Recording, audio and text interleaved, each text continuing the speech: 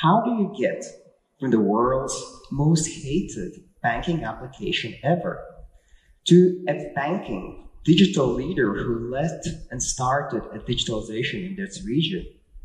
As well as how do you disrupt a banking segment that hasn't seen changes for more than 20 years and got something lovely and beautiful and engaging.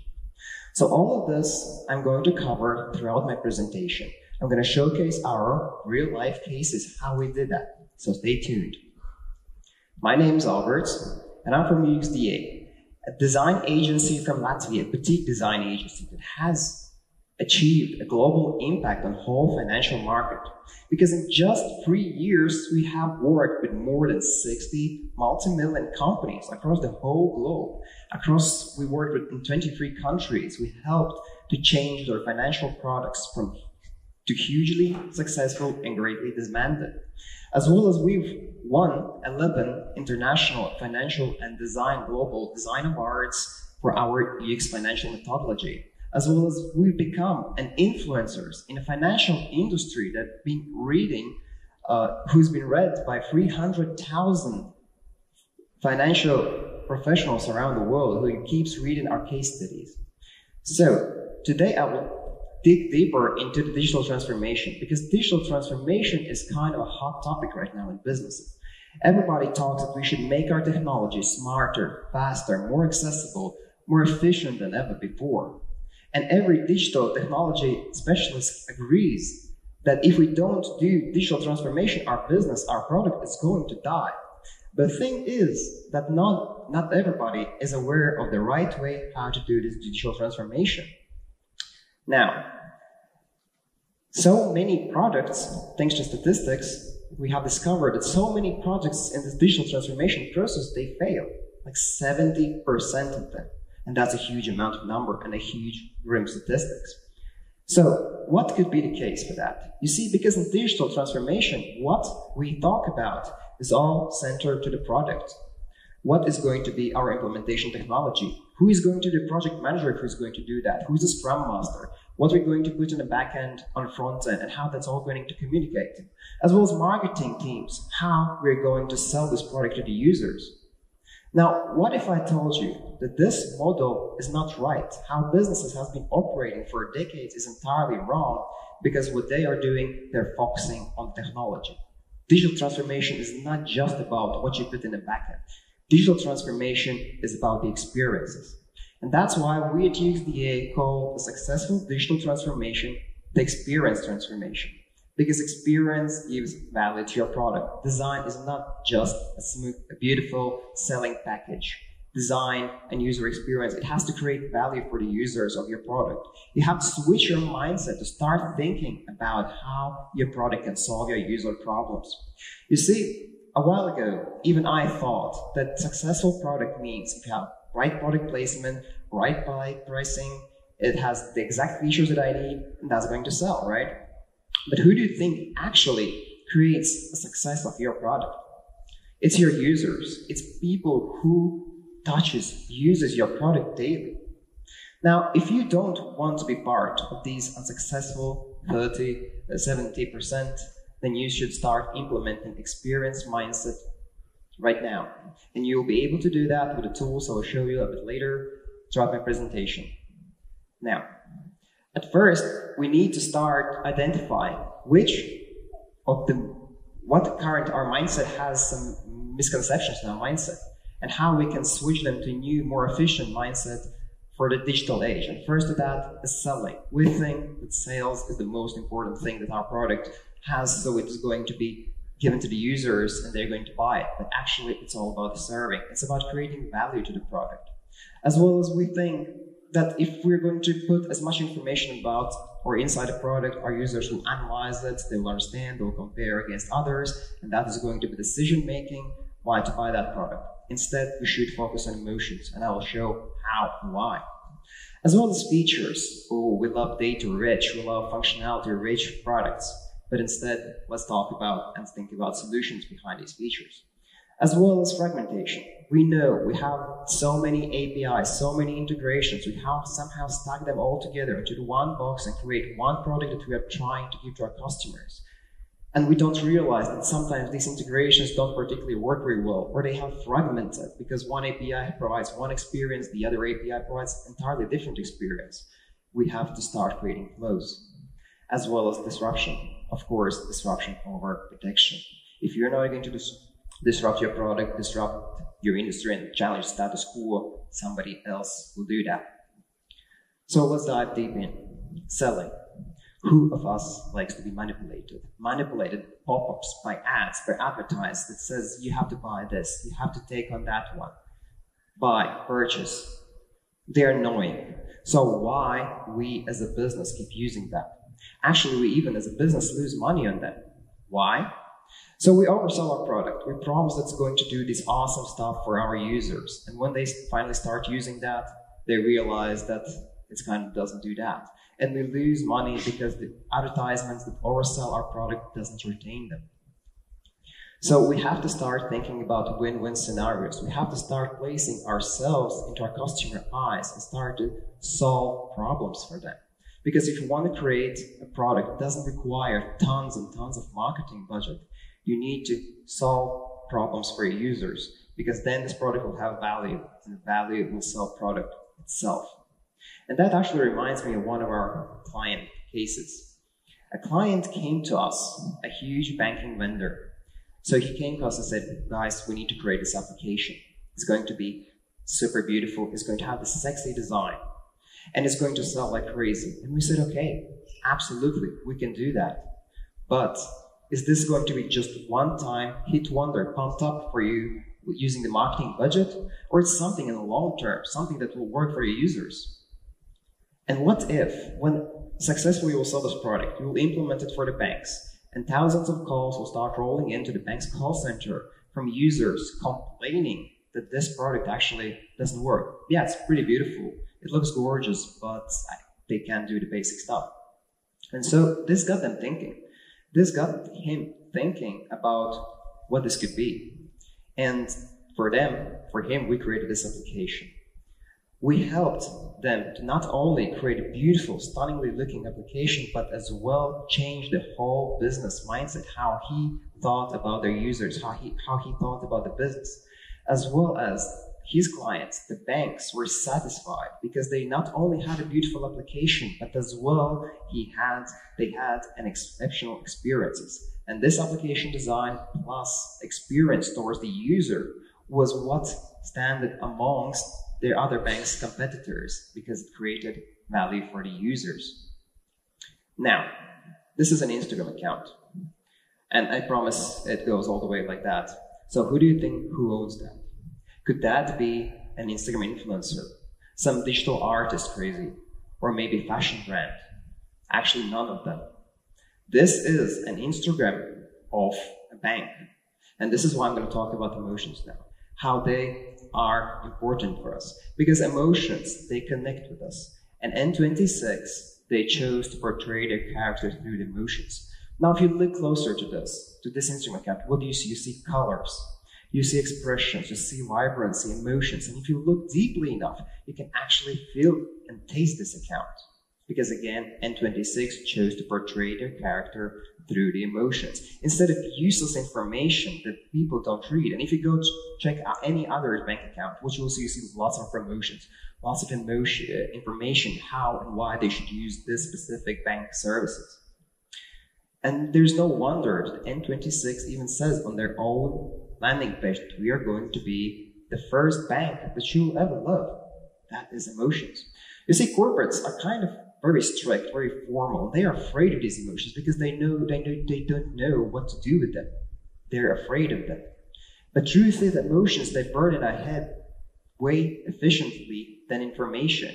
No wonder they're saying, do one picture or 1,000 words. And that reminds me of yet another client, Bank of Jordan, a huge bank in the Middle East. They come desperate to us because they had this application that didn't work. It had too much information, it had too much complexity. And people there choose to go to branches, stand in the lines, talk with their bank representatives to deal with their daily finances. And they were furious because, nobody stands in lines. And now the bank's brand was in jeopardy because they started to hate it. So what we did, we had to start thinking about what are the bad emotions here? What causes them? What are the reasons behind them?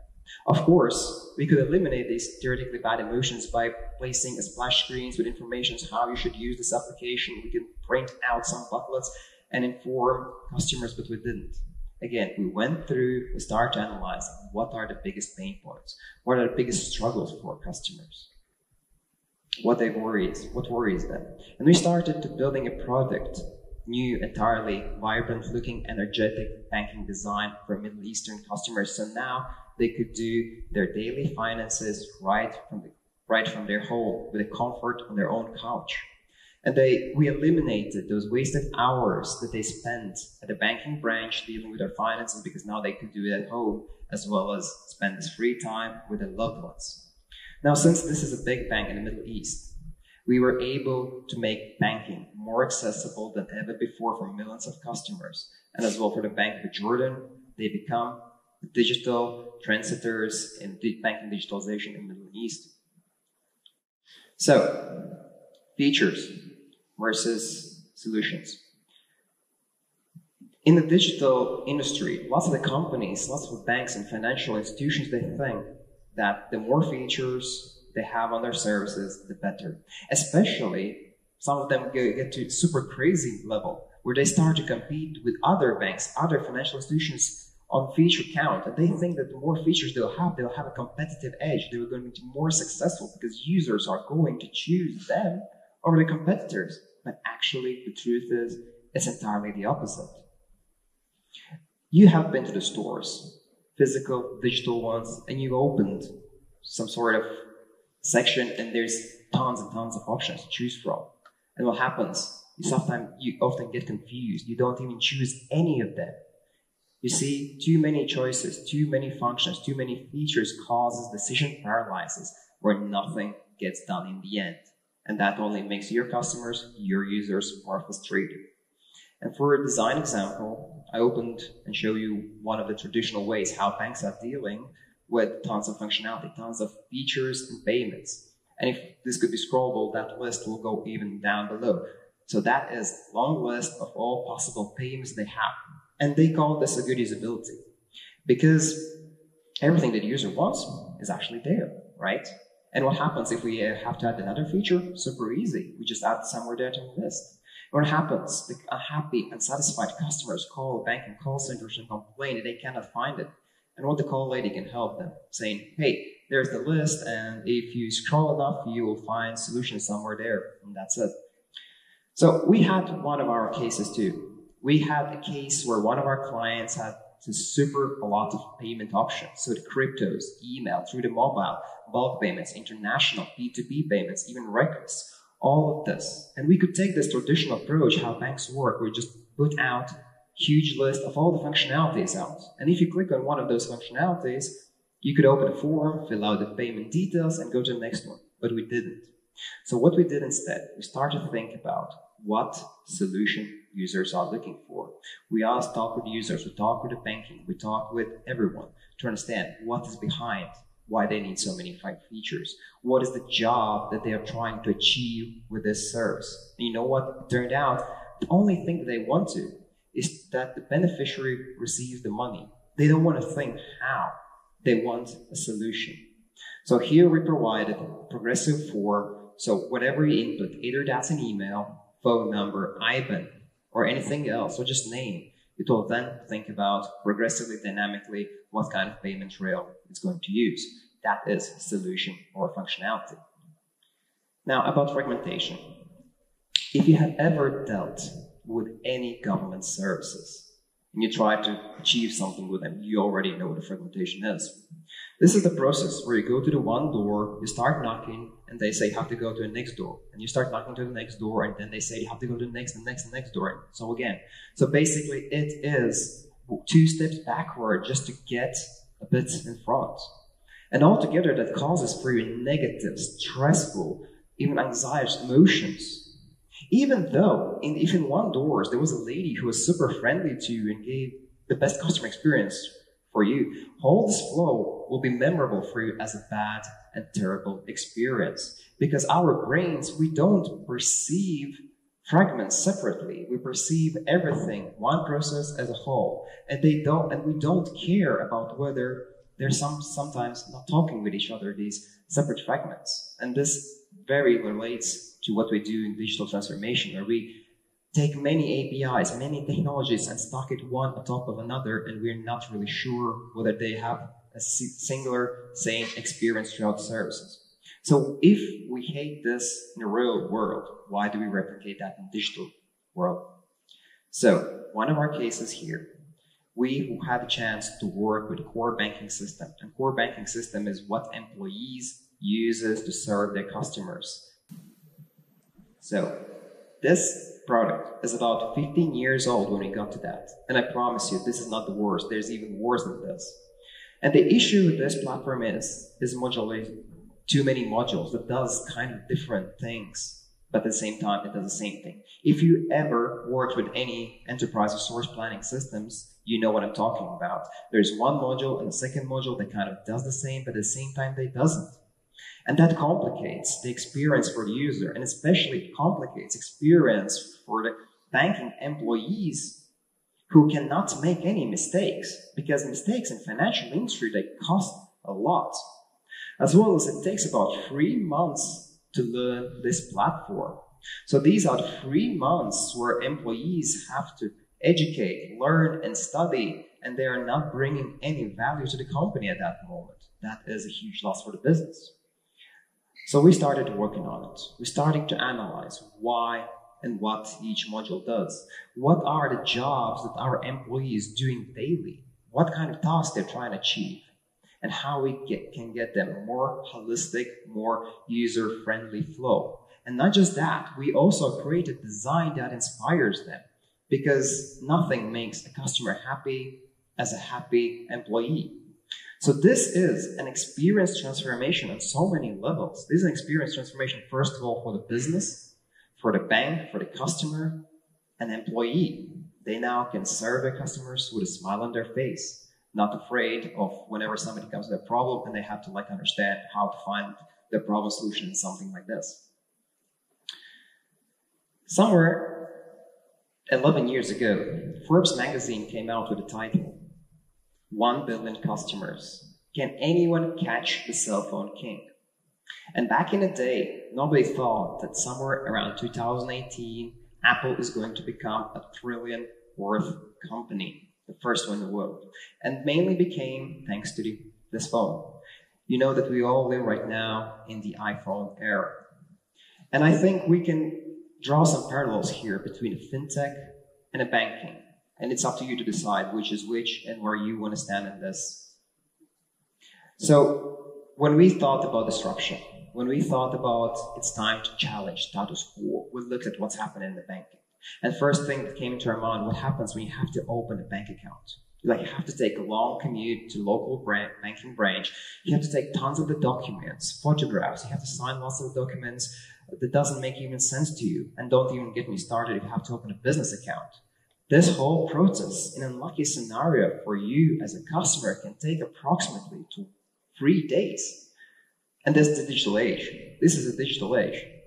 So we challenged it. We challenged it how we can make it way faster than everybody else.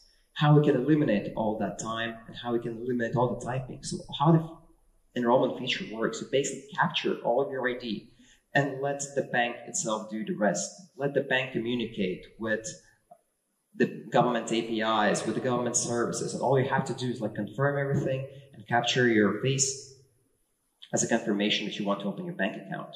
As well as you see this interface, it doesn't look like any standard interface you've seen before, because we got rid of 90% of standard banking app functionality that stands in front of you and your finance. So we wanted to make your finance to feel more intimate, more closer to you than ever before. And this is what we were achieving with the Light Bank.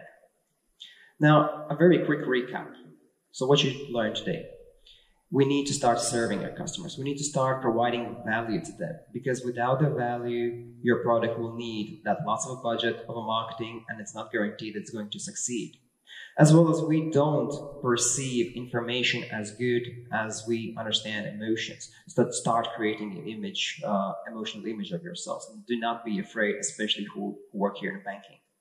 And we need solution. We don't want to think about which function we're going to use. We need a solution to our desired results. And fragmentation. Don't stack up tons of APIs, technologies on top of one another, hoping that this is the result that we want to achieve. We want a flow to our desired job. And if you're not going to disrupt your status quo, yourself, your product, then somebody else will, and you'll be out of the business. So digital transformation, the experience transformation, it's not about what and how good technologies we have. It's how we put these technologies in use for the user. So at first, you have to decide what our user wants and how we can serve them. If the user experience and user-centered mindset a long time ago was an optional thing, then now to survive today's digital jungle, it's an absolute must. Thank you.